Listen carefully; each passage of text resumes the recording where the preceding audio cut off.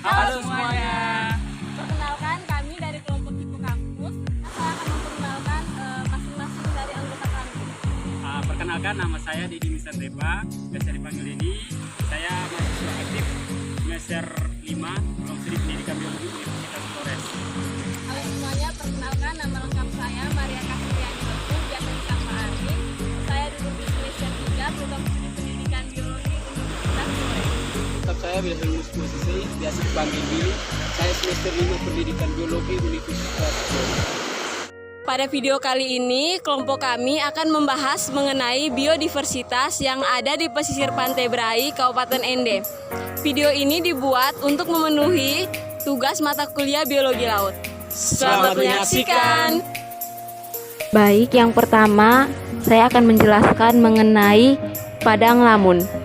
Padang lamun merupakan ekosistem khas di laut dangkal pada wilayah perairan hangat dengan dasar pasir dan didominasi oleh tumbuhan lamun. Adapun beberapa fungsi dari padang lamun, yang pertama adalah sebagai sumber makanan biota laut, di mana padang lamun ini berfungsi untuk produsen bagi ikan-ikan kecil dan juga udang. Yang kedua adalah sebagai produser primer. Yang ketiga sebagai tempat hidup dan berkembang biak serta perlindungan bagi biota laut. Yang keempat, padang lamun juga berperan dalam proses daur zat hara dan juga elemen-elemen laut. Berikutnya saya akan menjelaskan mengenai pandan laut. Pandan laut memiliki nama latin yaitu Pandanus tectorius. Pandan laut sering dijumpai di pantai berpasir atau berkarang. Pandan laut memiliki tinggi sekitar 15 meter dan banyak cabang. Berikut saya akan menjelaskan mengenai ciri-ciri morfologi dari pandan laut. Yang pertama, dari daunnya. Daun pandan laut bertulang daun sejajar dengan duri menempel di tepi daun dan di sisi bawah tulang daun memiliki runcing. Pada batang pandan laut itu terbuka, berwarna coklat keabu-abuan pucat atau kusam, dan batang pandan laut memiliki cincin-cincin luka bekas menempelnya daun.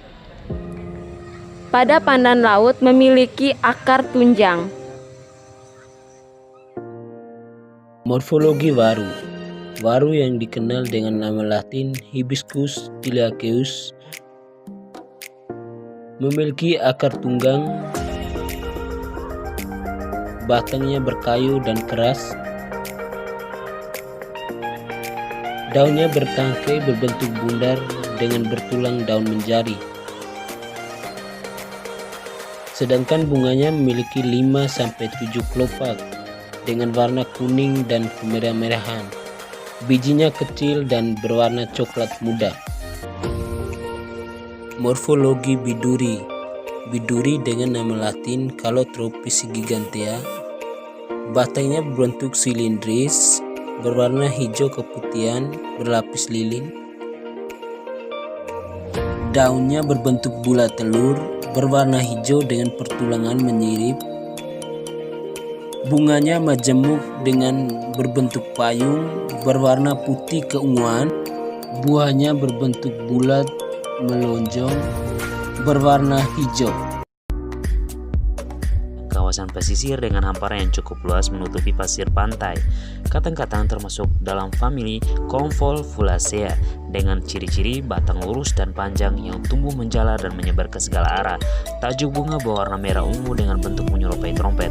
Katang-katang merupakan tumbuhan liar yang tumbuh di atas pasir pesisir pantai yang mampu beradaptasi pada kondisi ekstrim dengan angin kencang yang mengandung garam tinggi, suhu tanah tinggi, nutrisi tanah yang rendah, dan gangguan badai.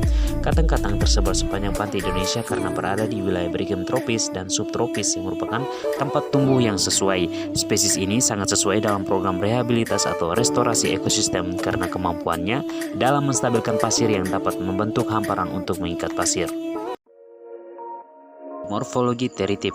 Teritip adalah invertebrata yang hidup di laut, di mana kehidupannya melalui dua stadium, yaitu stadium larva yang bersifat planktonis dan stadium dewasa yang bersifat menempel. Stadium larva terbagi dua, yakni larva Nauphili dan larva Cypris. Seluruh tubuh teritip diselubungi oleh cangkang. Pada setiap dewasa, cangkang tersebut terbentuk dari zat kapur, sedangkan pada stadium larva terbentuk dari zat tanduk. Bentuk cangkang pada stadium larva Nauphili seperti segitiga dan larva Cypris berbentuk bivalva. Salah satu fauna yang ada di pesisir pantai adalah kepiting. Kepiting dengan nama latin Brachyura masuk dalam filum Arthropoda dan kelas Crustacea. Kepiting memiliki ciri-ciri antara lain: yang pertama, mempunyai 5 pasang kaki. Satu pasangnya dimodifikasi menjadi capit. Capit berfungsi untuk melindungi diri serta mencari makanan. Mereka tinggal dalam lubang-lubang pasir. Mereka memiliki badan yang berukuran kecil, memiliki gerak yang cepat dan lincah. Selanjutnya adalah Nerita lineata, adalah suatu moluska yang hidup di ekosistem laut. Nerita lineata merupakan famili Nerithidae, bagian dari kelas Gastropoda yang terdistribusi secara luas di wilayah tropis. Tubuh larvanya bilateral simetri.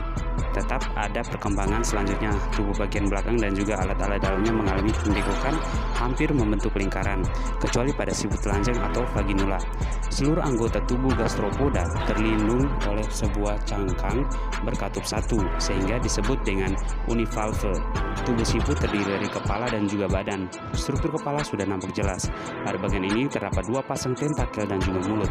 Tentakel yang terdapat di kepala tersebut terdiri dari sepasang tentakel dengan mata atau khusus yang hidup di darat dan sepasang tentakel untuk indera pembau.